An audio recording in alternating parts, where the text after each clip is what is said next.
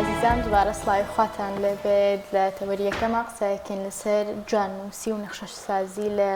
ئیسلامدا ئایا ئەم هونەرە لە کێوە سەری هەڵداوە و مێژوەکەی بۆ کەی ئەگەڕێتەوە و لە ئێستایا تا چەنە گرنگی پێ ئەدرێت لەرە زۆر بەڕێز مامۆستا نەهرۆ قادر جواننووس و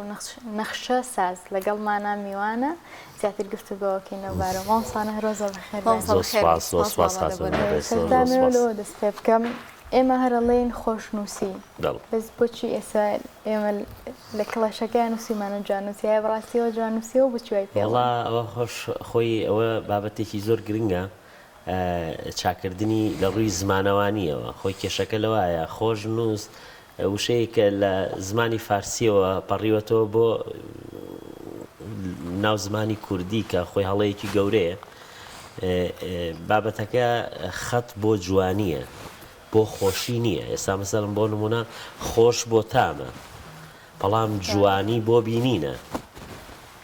لەبەرەوە ئەو یەکێکە لە چاکردنی ئەو بابەتێکی گرنگە خاصە لە بواری ڕاگەیاندنە پێویستە کات دەرک بەوە بکرێ کە لە ڕووی زمانەوانیەوە هەڵەیەکی گەوراکەین ئێمە بە کەسێکگەڵین خۆشنووس کەلیمەیەکی فارسیە فارسەکان ئەتوانم بڵێم ئەگەر ئێمە نەچینە زیاتر بابەتی ئەو ململانی و ئینە مێژوویەوە مێژووی زمانی فارسی ئەوەی کە نووسرابێتەوە 120 ساڵێکە بێت لە دوای دەوڵەتی قاجارەکانەوە یا مەسەلەن پەری پێدرا و کرایە وەحدەیەکی زمانەوانی حتا جۆری خەتەکەش کە ئێمە ئێستا بابەتی خەت باسەکەین خەتەکە خەتێکی نەستەعلیقە پێڵێن خەتی نەستەعلیق بەڵام فارس بەڵێ نەستەعلیق بریتیە لە خەتێکی وابەستە بوو بە یەکەوە فارس توانی ئەمە بۆ خۆی بۆ نەتەوە و بۆ زمانەکەی بەکاربێنێ و بیکاتە ناسنامە ئێستا بۆ نمونە ئەوەنەی ئەو خەتی نەستەعلیقە بینی ئەوەنەی ئەڵەی خەتێکی فارسیە خەڵک نازانێت ئەم خەتێکی ئیسلامیە و نەستەعلیقیشە نەک فارسی بەڵام فارس توانی وێتی ئەوە بەکارە اینجا بۆیە لە ڕووی زمانەوانی و کورتیەکی توانم بڵێم زمانی فارسی ئەگەر زمانی کوردی عەرەبی تورکی لێکەیتەوە زمانێکی چی نامێنێتەوە بۆ خۆی بۆیە ئەوە وەک چاک سازیەک لە ڕووی ڕێزمانیەوە ئەوە بێت پێویستەکە چاکرێ لەناو زمانی کوردیشە کە زمانی کوردی زمانێکی دەوڵەمەنە جواننووسی یەکێکە لە کەلیمە کوردی ڕەسەنە جوانەکان کە تعبیری ژەکا لە هونەرەکە خۆی زۆر باشە مامۆستا نەهرۆ مادەم ئەوەی کە ئێستا ئێمە باسی لێوەکەین جواننووسیە ئایا ئەم جواننووسیە مێژووکە دەگەڕێتەوە بۆ موسڵمانان وە لە کێکەوە ڕۆژەوەی کە نووسین و هاتنە خوارەوەی قورئانی پیرۆز بۆ پێغەمبەری خوا صلی الله علیه وسلم لەو کاتەوە کە قورئان نووسراوەتەوە ئەمە مێژووەکەی بۆ سەرەتای ئەوێەوە ئەگەڕێتەوە هەر لە یەکەم خەت کە خەتی کوفیە خەتی کوفی کە دوو بەشیشە ئەویش کوفی کۆن و کوفی فاتیمیان پێوترێ کە ئەتوانم بڵێم دوو زەمەنی یەک لە دوای یەکە هاتوون یەکەم جار کە خەتی کوفی قورئانی پێ نووسراوەتەوە بێ نوقتە بووە کە ئەمە پێڵێن کوفی کۆن بەڵام لە سەردەمی فاتیمیەکانە حکومڕانی و قەڵەمڕەوی فاتیمیەکان لە میسرە ئەم خەتا چی بۆ دام دوای ئەوەی کە قورئان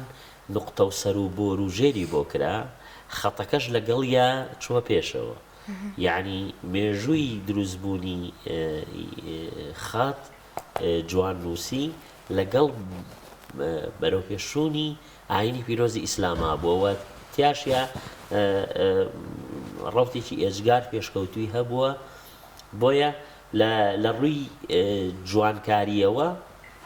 ئەگەڕێتەوە بۆ مێژووە کە مێژووکی زیاتر لە 1400 ساڵی هەیە کە بەداخەوە لەم سەردەما بتوانم بڵێم مێژوویەکی لەبیر کراوە ئەوەتانێ مەسەلەن دەستان خۆش بێگەر بەهۆی بەرنامەیەکی ئاواوە نەبێ خەڵک هەر نازانێت کە مێژووەکی زۆر حەریقی هەیە باشە مامۆستا ئەم نووسینە چ جیاوازێکی هەیە لە خەتی ئاسایی ڕۆژانەی خۆمان خەتی ئاسایی خەتی پێداویستی ڕۆژانەیە بەڵام خەتێک بۆ جوانکردن بۆ جوانتر خوێندنەوە بۆ ڕازاندنەوەی شوێنەکانە کە ئەمەش ئیسلام پەرەی بە حەزارەت داوە بە مێژۆکە ئەگەر مێژوو ئیسلام سێرکەی مێژوویەک هەر ئەوە نەبووە لە چوارچێوەی شعایرێکی تەعەبودیە بخولێتەوە و کە کۆمەڵێ فەرائیز و کۆمەڵێ بابەتی ڕۆژانە بێ بەڵکو ئیسلام کەلتوری دروست کردووە شارستانیت بووە وڵاتی بنیاد ناوە بۆیە لە ڕووی ئەندازە سازیشەوە یعنی بۆ نمونە ئەگەر تۆ بە سێری مێژوو بکەین معقول نییە 450 ساڵ لەمەوە پێش سینان بە کە موهەندیسێکی بەتوانای خەلیفەی ئەو کاتەی عوسمانیەکانە بێ جوانترین ترازی مزگەوت دروستەکە کە ئێستا لەم سەردەماخ دنیا حەیران و یعنی لێکۆڵینەوەی لەسەرکات کە ئەمە بە چی کراوە کە مەسەلەن ئەو پێداویستیانی دروستنی تەلارێکی ئاوا گەورە لە ڕووی مزگەوتەوە جا بۆیە دایم لە حەزارەتی ئیسلامی حەزارەتێکی دایم دەوڵەمەند بووە یەکەم لە مزگەوتەکانەوە دەست پێ کراوە ئەم جوانکاریە کە بەداخەوە لەم سەردەمی تەکنۆلۆژیا و چوونە پێشەوەی هەموو شتێکە کە ئەبینی نییە شتەکان بەعکس گەڕاوەتەوە بۆ چکە فەهم و ڕۆشنبیریەتی تاکی موسڵمان ئەتوانم بڵێم تێک دراوە مامۆستا کەواتە لە چ قۆناغێکی مێژووی ئیسلامدا زیاتر گرنگی دراوە بەم جواننووسیە وڵا خۆی ئەوەی کە سەردەمی زێڕینی ئەم هونەرە سەردەمی عوسمانەکانە کە بەڕاستی ئەتوانم بڵێم لە ماوەی 650 ساڵ لە حکومڕانی قەڵەمڕەوی دەسەڵاتی عوسمانی کە پایتەختەکەی کە ئەستەمبوڵی ئێستایە سنووری قەڵەمڕەویەکەی کە هەتا نزیک لە ئیتالیا کەوتۆتەوە کە ڕۆمانیا و بولغاریا و ئەوانەشی لەژێر دەسا بووە سنووری ئاخری گەیشتۆتە جاکارتا ئەندونوسیا کە ئەمە بەڕاستی قەڵەمڕەویەکی بەتوانە ئیمپراتۆرێتێکی گەورە لەگەڵ گەورەبوونی ئیمپراتۆرێتەکە خاوەنی ئیمپراتۆرێتێکی گەورەش بووە لە بواری هونەری ئیسلامیە هونەری ئیسلامی لەو سەردەما هەر هەمووی ڕێکخراوەتەوە ئیزافەی بۆ کراوە جۆری خەتەکان زیاکراوە ئەژینا خۆی ئەسڵی خەتەکە لە سەرەتایە سێ جۆر بووە سێ جۆری سەرەکیمان هەبووە کوفی کەوتم بە دوو بەش کوفی کۆن لەگەڵ کوفی فاتیمی بە دوایە خەتی نووسخ هاتووە کە قورئانی پێ نووسراوەتەوە دوای ئەوەش خەتی سولز ئەمە ئەم سێ خەتە بەڵام لە سەردەمی عوسمانیەکانە و بە تایبەتیش ئەوەشمان بیر نەچێت لە سەردەمی سوڵتان سەلاح الدینی ئەیوبیە ڕەزا ڕەحمەتی خوای لێبێ لەو سەردەما خەتی سولز زۆر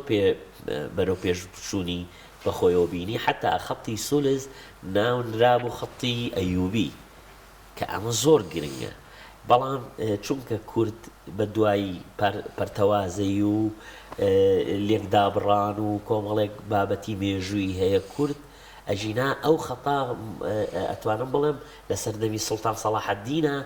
حتا بوو بە مۆرکی خەتێکی کوردی کە ئێساش لەم سەردەما زۆر داواکرێڵێ بۆچی ئێمە خەتێکی کوردیمان نییە لە کاتێکە ئێمە هەمانە بەڵام کێشەکەی بەڵای خەتی ئەیوبیە کە خەتی سولسی ئێستاە بەڵام ئەو ناستامەیە لەو زەمانەیە بۆ کە دەسەڵاتی سوڵتان سەلاح الدینی ئەیوبی قەڵەمڕەوی و دەسەڵات خۆی عادەتە لەم بابەتە پێویستە بە دەسەڵاتەوە سوڵتە دروستیەکە ئێستا ئەم هونەرە بۆچی لە دواوەیە لە وڵاتی ئێمە چونکە ئەوەی کە حسابی بۆ ناکرێ سوڵتە و دەسەڵاتی کوردیە کە حساب بۆ ئەم هونەرە ناکات چونکە دایم ئیتیهامیەکە کامە خزمەتکردنە بە کەلتوری عەرەب خزمەتکەهانەیە عەقڵێتێکی ئەتوانم بڵێم نابەرپرسیاریانە هەیە لە تێزی بیرکردنەوەی بەرپرسانی کوردیە ئەویش ئەوەیە کە ئەم خەتەی بناو خەتێکی عەرەبی لە کاتێکا 650 میلەتی سەرگۆی زەوی بەم ئەبجەدیاتی ئەلفبا تایا نووسێ کە کوردیشێکێکە لە مامۆستا باشە لە ئێستایا چ وڵاتێک زۆر گرنگی ئەدا بەم هونەری جواننووسی نەخشە سازیە وەڵای ئێستایا وڵاتی تورکیا یەکێکە هەر پێشڕەوە لە دوایەوەی کەەوە بابەتەکە سوڵتەبیە بەڵام ئەوەشمان بیر نەچێ کورد نەخشێکی ئێجگار گەورەی هەیە لەم بوارە ئەگەر ئێستا حالی حاضر ئێمە کەتیایە قسەکەی ئەگەر خەت هونەری ئیسلامی خەت بە تایبەتی خەت جواننووسی 4 پایی هەبێ ئێستا 3 پایی ئەم هونەرە بەدەست کوردەوەیە بەدەست هونەرمەندی کوردەوەیە ئێمە ئوستازی زۆر گەورەمان هەیە لە کوردستانە هەتاکو ئێستاژ ئیعلام ئاوڕی لێ نەداونەتەوە هەر ناشزانن لە ئاستی جیهانە ناسراون بەڵام لە وڵاتەکەی خۆیانە کەس نایان ناسێت ئەویش بەهۆی چیەوەی بەهۆی ئەوەیەکە ئەمە لە ڕووی ڕاگەیاندنەوە جێگەی احتیمام نەبوو ئێستا من خودی خۆم ئەو کارانەی کە کردومە لە شاری سلێمانیە ئەوە من زیاتر لە ماوەی 22 ساڵ خەرکی دراسەم لە بواری ئەم هونەرەیە لە 2007ەوە بە دوو کار لە سلێمانی دەستم پێ کردووە لە مزگەوتەکان دوو مزگەوتی شاری سلێمانی من کارەکانیم کردووە کاتوانم بڵێم ئەوەی کە ئێستا لەسەر شاشەکە ئەیبینی ئەوە زانکۆی گەشە پێدانە لە شاری سلێمانی مامۆستا نەخشەسازی ئیسلامیە نەک جواننووسی نا جواننووسی و زەغرەفەشە نەخشە سازیشە هەردووکی بێ یعنی ئەمە نووسینیشی تایە بەڵێوەتانێ ئێستا نەخش دەرکەوتووە بەڵێ نا ئەوە ئێستاوە گەورەترین ئاەتە الکورسیە لە دنیا 100 متر مربع کە لە شاری سلێمانی دروستم کردووە بەڵێ 1000 ئاەتەکە 2 مترە ماشاءالله تێگەیدی کەچی ئەبینی ئیعلام هیچ ئاگادار نییە لەم بابەتە یعنی هەر احتیمامیشی پێ ناداوە خاوەنی کە ئەو شوێنش کە من کارەکەم بۆ کردووە هەر تێناگایانی هەر تێناگا کە ئەم هونەرە لە چه ئاستێکی باڵایی ئەمە ئیشمان بۆ کردووە یعنی ئێستا من بۆ نمونە من پار لە قەتەر بووم بانگێشتی وڵاتی قەتەر کراوە جەزیرە هازە سەباح وەکو ئەم بەرنامەی بەڕێزدان ریپۆرتاجی بۆ کردوم بۆ کارەکان دیک ئەبینی بە تاقی تەنیای دیانی تۆ بەداخەوە ینی ئەگەر دەستان خۆش بێ ئەمە ئەعلامی ئیسلامی ئاوا جارجار سەرقەڵەمێک ئەدا بەم کارە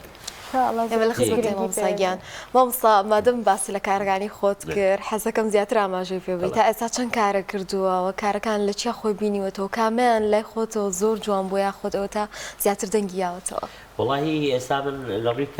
ڕووی کارکردنەوە من دوو کارم کردو لە شاری سلێمانێ لە ڕووی ئەکادیمیاوە هەم لە ڕووی جێبەجێکردنەوە هەم لە ڕووی ئەو مەوادانشی پتیا بەکارمێناوە لە ئاستی ئەکادیمیایە یعنی حتا من بەهۆی ئەم ساڵ کە ساڵی ڕابردوو من بەهۆی کە لە وڵاتی قەتەر بووم نەمتوانی بانگێش کرابووم بۆ سیمینارێک بۆ زانکۆی سلێمانی و بەشی کۆلێژی هونەرە جوانەکان کە تایە ئەو تەجروبەی کاری خۆم وەکو هونەرمەندێک بە قوتابیەکان کە قوتابی ئەکادیمین هەم لە ڕووی دەرسەوە هەم لە ڕووی جێبەجێکردنیشەوە جۆری بەکارهێنانی جۆری ئەو بۆیاخانی کە تایە بەکار هاتووە کە بەسەر بۆ من جۆرێ بۆ یاخم بەکارهێناوە تەپوتۆز ناگرێتە خۆی کامە خۆی لە خۆیان هەمە جارێکی تر خزمەت جوانیەکەیاتەوە بۆ زەخرەفەیە ئەو بڵێ ینی جۆری جوانی ئەو تۆنی ئەلوانانەوەکو خۆی دانراوت یعنی من دوو کارم لێرە کردووە بەم دوو کارم من باگەشتی وڵاتی قەتەر کراوە بە تایبەتیش بۆ کاسی عالم من کارێکم لە موسسەی کەتارا کردووە ماوەی 3 مانگ لەوێ بووم بە دعوەتی ڕەسمی بووە بەداخەوە لە ئەسنای ناردنی کارەکانمە ئەوانم نەنارد کارێکە کە 750 مترە هۆکارچی بوو مامۆستا وڵڵاهی بیرم ینی ئەزانی چییە تۆزێک بە دیوێکە ینی هینم ینی بێئەمەل بووم ینی لە ئەعلامی کوردی بێئەمەلم ینی کاتانی ئەمە وای کردووە کەم جۆرێک لە کەم تەرخەمی و هەبێ وەکو جاران نەتوانی گرنگی پێبێ ئەزانی چیە تۆ هەموو شتێ تۆ لە ئاستێکی باڵای وایە کارەکەی ئیعلام حسابی بۆ ناکە بینی ئیعلام ئەچێت زۆر شتی تافی هەیە زۆر هەڵاو گەورەیان کردو لە کاتێکە هیچ بەرهەمێکیشی نییە بۆ نمونە ینی من ئێستاوە لە مزگەوتێکی شاری سلێمانیە بە تایبەتی لە گەڕێکی ڕاپەڕینە منە ئەو کارە جوانم کردووە 700 متر مربع بەرزەکەی 20 مترە شوێنەکە بە تاقی تەنیا من ئەم کارم تیا کردووە دیکارێکە لە ئاستی باڵای ئەکادیمیایە کە چێبینی هیچ سەدایەکی نییە لە ڕێ ئەعلامیەوە بەڵام تا کاتێک کەناڵێکی دەرەوە دێت کەناڵی جەزیرە دێ کارەکانم نمایشەکە ئیعلامی کوردی گەرمە بێ ینی کە بەداخەوە بەشێکیشی بەوە ناگەڕێتەوە ئێوە خۆتانەوە بەڕ ڕاگەاندن ناناسێن نازانی چۆنە خۆ تۆ ناکرێتەوە دایم دەرگای دەروەزە بکەی بۆ لە ئیعلامەکانە بڵی تخواوەرن کارەکانم ئینکە شتی وە لە دنیا نەبووە جۆرێکەمە عیبێ اینجا بۆ نمونە هەر کەناڵی پەیام یەکەم تەجروبەی کاری ستودیۆی کە کردومە بۆ کەناڵی پەیام کرد بەڵێ هاوکارانمان باسییان کرد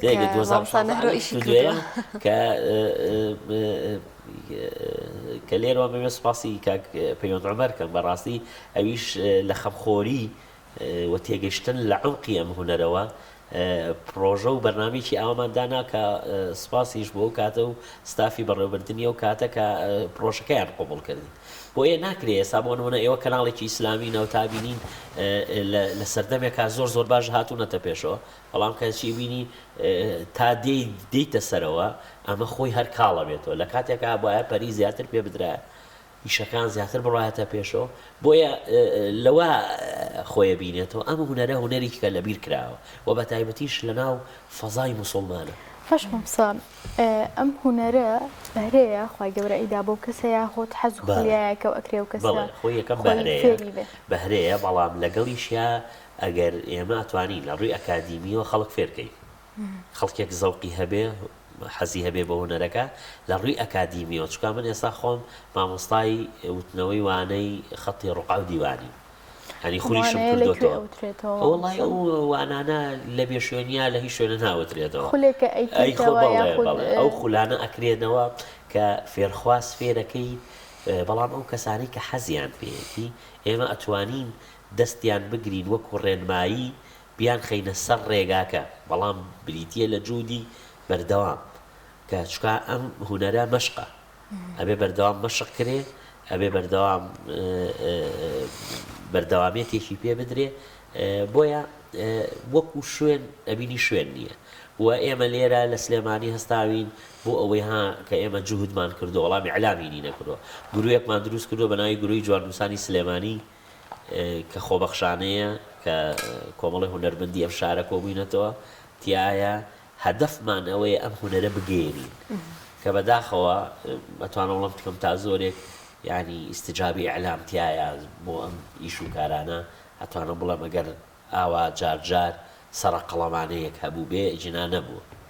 کەواتە مامۆستا باست لە کەرەستە و ئامڕاز کرد کە ڕەنگە لە سەردەمانێکی ترا لە قۆناغەکانی پێشترا کە ئەو کەرەستە و ئامڕازانە بۆ چەندین شتی نوێیان کردو چەندین شتی جوان کە تاوەکو ئێستش باسەکرێتەوە باشە بەرەو پێشچوونی ئەم کەرەستە و ئامڕازانی کە ئێستا ڕەنگە زۆر بەردەست بێ بۆ کاری نەکردوتە سەر پێشکەوتن و جوانترکردنی ئەم کارە هونەریە یەکەم جارە ئەم هونەرە پێیوەستی بە ئالەتی کارکردن نییە چکامە هونەرە بەڵێ هونەر عادەتەن سەرنج بەی هونەر دایم بەشتی زۆر بەسی دەکرێت یعنی مەسەن بۆ بەڵام هاوکارێکیشە بۆ هونەرمەندێک ئەگەر کۆمەڵک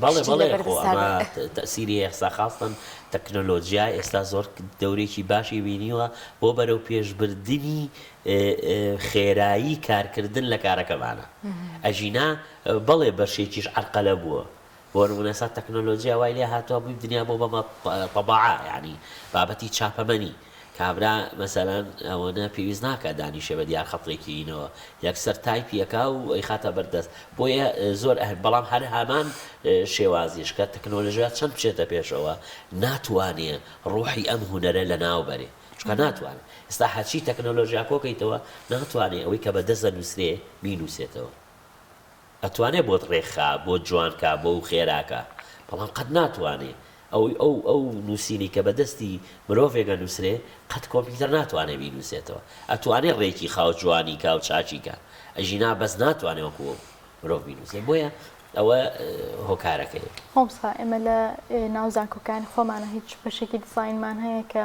ئەمانەیە بخوێنن لە کۆلژی ئەندازیارەکان بەیان لە کۆلژی هونەرا بێ خۆی لە بەشی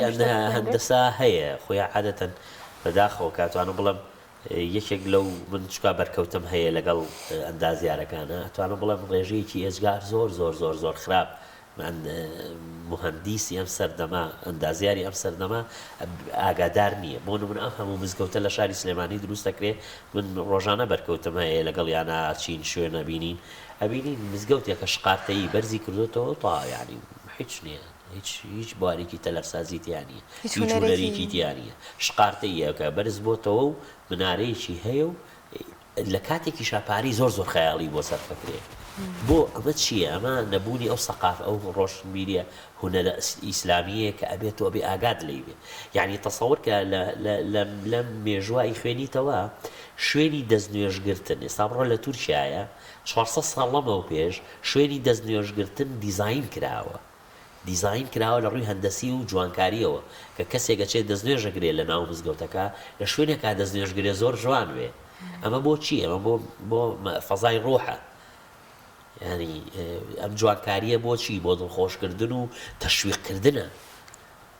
بەڵام خۆی بابەتەکەش ئەتوانم بڵم هۆکارێ لە هۆکارەکان کە تو ئەم ئیشەی ئێمەی تۆزێک کەس کردووە بابەتە فقهیەکانە کە بەداخەوە ئەوەش جۆرێکە لە ناتی باشە بەبەستە چیە لە بابەتە فقهیەکەواتە ڕۆز ئەکرێتەوە ئەم کارانە بە حرام بوون و حەڵاڵ بوون. ئەمە بابەتێکی زۆر ئەتوانم بڵێم. باشە بۆچی هۆکارەکەی چی؟ ینی دەوتێ بۆچی ئەم کارە گونجاو نییە؟ لەو شتانە بابەتەکان ئەوەیە کە بابەتی حەڵاڵ و حرام کە دێتە پێشەوە مامۆستا بە ڕێزەکان چکاوە بابەتی ئێمە نین قسەی لەسەرکەین. بەڵام ئەوەیە کە تایە مەسەرەن کە ئەم کارە نووسینی ئاەت و ڕازاندنەوەی مزگەوت یەکێکە لە کارە نیشانەکانی کەوەکە لە کاتێکە ئەمە ترها سەحی بیرکردنەوەی لە کاروبارە. ئێستا ئەو مزگەوتەی پێغەمبەری خواستە خۆمان حەدیثێکی وامانەیە بەغمەر خوا خۆی فەرمێت یەکی نیشانەکانی هاتنی آخر زمانەوەیە کە لە ڕووی تەلارسازی و نەخشەسازی و جوانکاریە و گرنگیە درێوە باشە ئێگەر ئێمە نەمان کرد مزگەوتەمان نەکرد قیامەت نایە. ئەمە ئێوە چۆن ینی تەفسیریەکەن و ئەمانە ئەوەیە کە ئیتر گرنگی نەدەیت بە آخر کێشەکە ئالێرەوەیە. مامۆستا بە ڕێزەکان ئەم بابەتە فیقییان وروژاندووە تاکی مسلمانیش خۆی لێ بارێزێ. لە کاتێکە تۆ ئەگەر سەرنج بی بەس کوسوەی کەعبە لە مەکەی پیرۆز ساڵانە ئەو ئاڵتونەی کە تایە ئەو خەیتە ئەو دەزوە ئاڵتونەی کە لە نووسینەکانە ئەنووسرێ بای 5 ملیۆن دۆلارە کە زیاد یعنی نییە کە ئەمە شتێکی زۆر خەیاڵیە. ئەو کوسوەی کەعبەیە حدودی 15 بۆ 20 ملیۆن دۆلاری تێجێ هەموو ساڵێک بەم نەخشە و ئاەتی کە ئەنووسرێ. ئەبینین ئەوە لەبەر چاوی تاکی مسلمانایە. ئەبینین کاتێک کە ئێمە ئەمانوێ کارێک بکەین هەکسەر حەڵاڵ و حرام یەکێکە لە بابەتەکان بۆیە مزگەوتەکانمان دوورە پەرێزن. ئێستا من لە سلێمانە من 2 کارم کردووە. یعنی ڕێکە نادەی ینی خەڵکەکە زۆرەکرێتەوە بەڵام مزگەوتانە بدە دەقە ناتوانانی تیانە دانیشیت. یعنی کامل لە کاتی جمعە تووشی ئەسەبی هەمووی ڕەنگی تەنسیق هەمووی ڕەنگی خراپ لە ڕووی زەهنیەوە نەخۆش بۆ ڕنگ هەڵبژاردننی ڕنگمان هەیە نەخۆشە.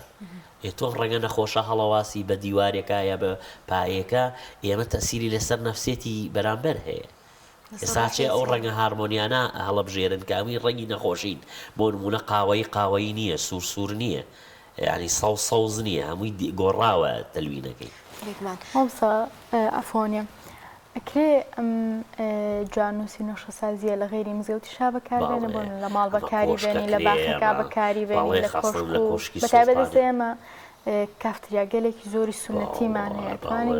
لە هەموو شوێنەکەکرێ بەڵام عەقڵێتە تۆ تا چەند بڕوات بەم هونەرە هەیە. ئێستا بۆ نمونە مەتاعیمەکانمان ینی ئەوبینی ئەو هەموو پارەی لە مەتاعیمانە سەرفەکری هەموو شتی ئامادەکراوی تەکنۆلۆجیایە پاش ماوەیە خۆی ڕۆحیەتی نامێن. مەسەڵەن بۆ نمونە کارەکرێت ئێستا زەغاریفی سوڵتانیمانەیە بۆ شوێنە گەورەکانەکرێ حتا لەگەڵیشە ئەکسسوارات هەیە ئەکسسواراتی حتا لە شێوازی دانیشتن ئەو شتانی کە بەکاری ئەهێنی بۆیە هونەرێکی فراوانە بەڵام تا چەند گرنگی پێ ئەدرێ ئەوە بابەتێکە. بۆ مستاف بەڕاستی کاتێکی وامان نەماوە حەزەکەم لە کۆتایی یا باسێک لەوە بکەیت کە چۆن گرنگی زیاتر بسرێ بەم هونەرە پێویستە کێ بەرپرسەلەوەی کە گرنگیکی زیاتر بگەڕێنێتەوە بۆ ئەماوە چۆنەوەکانمان پەروەردە بکەین ئەگەر کۆمەڵێک بەهرەمەندمان هەبێ بتوانین پەرە بەتواناکانیان بین تاوەکو لەم بۆوارانەیە خۆیان ببینەوە. وڵا بەڕاستی بە یەکەمیشێک لە ئیشکالێتە هەرە گەورەکان هەر لە بە پرۆسی خوێندنەوە دەست پێکە هەتا گاتە ئاستی کۆتایی. ئێستا بۆ نمونە خوێندکاری زانکۆ هەیە خوێندنی تەواو کردووە کاتێک خەڵی ئەبینیت ئەڵێ تازە چۆتە مەکتەب ئێستاش نازانێت ڕەبتی پیتەکان بۆ نمونە ئەگەر بۆ نمونە پێی بڵێ بنووسە پشتیوان هەموو حرفەکانە بە تاک لەگەڵا نووسێ بۆ نا بەسە بۆ نمونە نازانێ. ئەمە پرۆسێکی زۆر خراپە ینی پەروەردە یعنی لایەکی لەم کارە نەکردوێتەوە کە من خۆم پرۆسەیەکی 1 ساڵ ئەزممویشم هەیە کە خۆم کوڕاستەیەکەم نووسیوە بۆ منهەجێکە بۆ جوان نووسینی سەرەتایی کتابەت یاین ئەوەی کە سازان پێویستم پێێتی